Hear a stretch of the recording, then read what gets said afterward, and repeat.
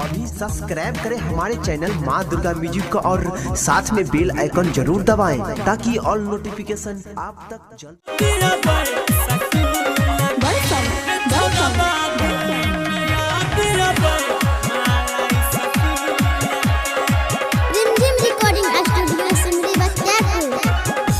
जियाला नहीं जाय छै हमारा ओकरा के भूल के रे जियाला नहीं जाय छै रे आबे ओकरा के भूल के रे छोड़बा दिल्ली में याद आबे मालाई सकूल के रे यारबा दिल्ली में याद आबे मालाई सकूल के रे छोड़बा दिल्ली में याद मालाई सकूल रिमझिम रिकॉर्डिंग अष्टमी सिंधी बत्यापुर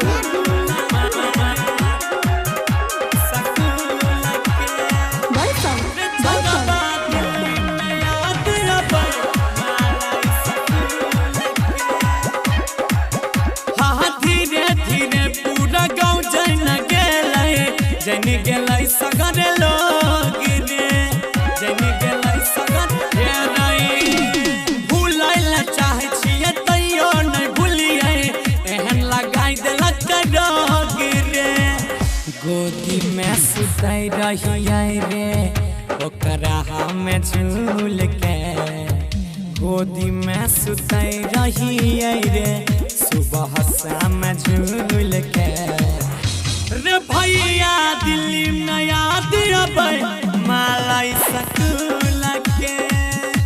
रे बंदा यहाँ पे याद आती है कुरी सकूल रे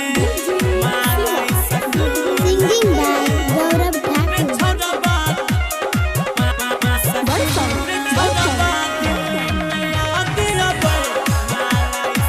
रिमझिम रिकॉर्डिंग अष्टमी सिंधी बत्यापुर सपना में रोज राति आबै छै करै छै हंसी हंसी बात रे करै छै हंसी हंसी बात रे नहीं गौरव जय के नींदो नहीं आबै जागल बीतै छै रात रे भीम बड़ा धन सन्नी माजा लय होतै खुल के वकील अंकित डीजे शिवा माजा लेलक खुल के रे भैया दिल्ली में याद आबे मालाई सकूल के रे बंदा यहाँ पे याद आती है कुरी सकूल रे रिमझिम रिकॉर्डिंग स्टूडियो सिमरी बत्यापुर।